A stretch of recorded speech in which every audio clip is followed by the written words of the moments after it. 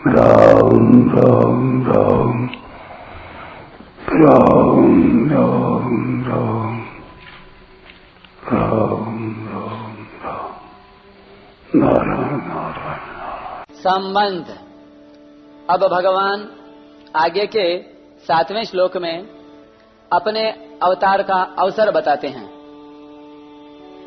यदा यदा हि धर्मस्य ग्लानिर्भवति भारत अभ्युत्थानम् धर्मस्य तदात्मानं सृजाम्यहम्। हे भरतवंशी अर्जुन, जब जब धर्म की हानि और अधर्म की वृद्धि होती है तब तब ही मैं अपने आप को साकार रूप से प्रकट करता हूँ। व्याख्या। यदा यदा हि धर्मस्य ग्लानिर्भवति भारत अभ्युत्थानम् धर्मस्य। धर्म की हानि और अधर्म की वृद्धि का स्वरूप है भगवत प्रेमी, धर्मात्मा, सदाचारी, निरपराध और निर्बल मनुष्यों पर नास्तिक, पापी, दुराचारी और बलवान मनुष्यों का अत्याचार बढ़ जाना तथा लोगों में सद्गुण सदाचारों की अत्यधिक कमी और दुर्गुण दुराचारों की अत्यधिक वृद्धि हो जाना। यदा यदा पदों का तात्पर्य है कि जब जब आवश्यकता पड़ती है तब तब भगवान अवतार लेते हैं। एक युग में भी जितनी बार आवश्यकता और अवसर प्राप्त हो जाए उतनी बार अवतार ले सकते हैं। उदाहरणार्थ, समुद्र मंथन के समय भगवान ने अजित रूप से समुद्र मंथन किया, कच्छप रूप से मंदराचल को धारण किया तथा सहस्त्रबाहु रूप से मंदराचल को ऊपर से दबा कर रखा। फिर देवताओं को अमृत बांटने के लिए मोहिनी रूप धारण किया। इस प्रकार भगवान ने एक साथ अनेक रूप धारण किए। अधर्म की वृद्धि और धर्म का ह्रास होने का मुख्य कारण है नाशवान पदार्थों की ओर आकर्षण। जैसे माता और पिता से शरीर बनता है, ऐसे ही प्रकृति और परमात्मा से सृष्टि बनती है।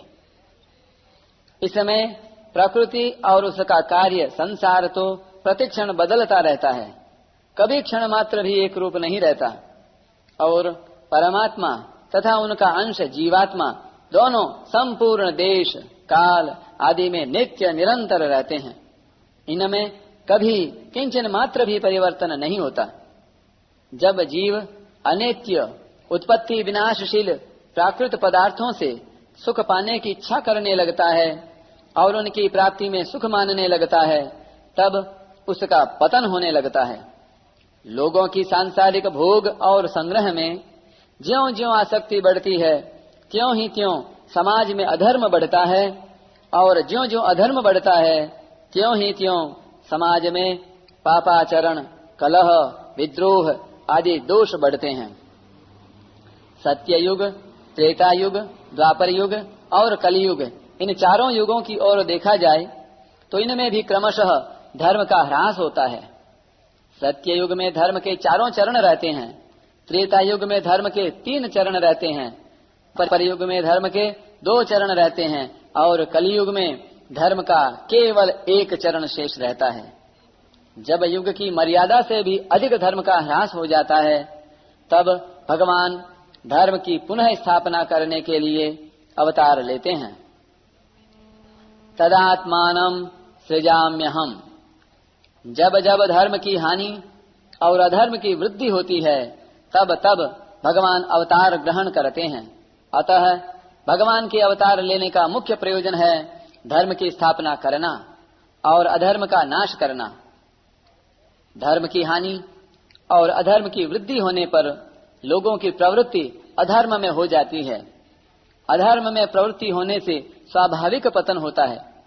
भगवान प्राणी मात्र के परम सुहृद हैं, इसलिए लोगों को पतन में जाने से रोकने के लिए वे स्वयं अवतार लेते हैं। कर्मों में सकाम भाव उत्पन्न होना ही धर्म की हानि है और अपने अपने कर्तव्य से च्युत होकर निषिद्ध आचरण करना ही अधर्म का अभ्युत्थान है। काम अर्थात कामना से ही सबके सब अधर्म, पाप, अन्याय आदि होते हैं। अतः इस काम का नाश करने के लिए तथा निष्काम भाव का प्रसार करने के लिए भगवान अवतार लेते हैं।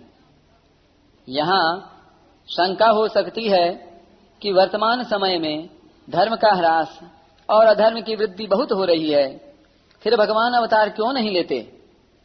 इसका समाधान यह है कि युग को देखते हुए अभी वैसा समय नहीं आया है जिससे भगवान अवतार लें। त्रेता युग में राक्षसों ने ऋषि मुनियों को मारकर उनकी हड्डियों के ढेर लगा दिए थे।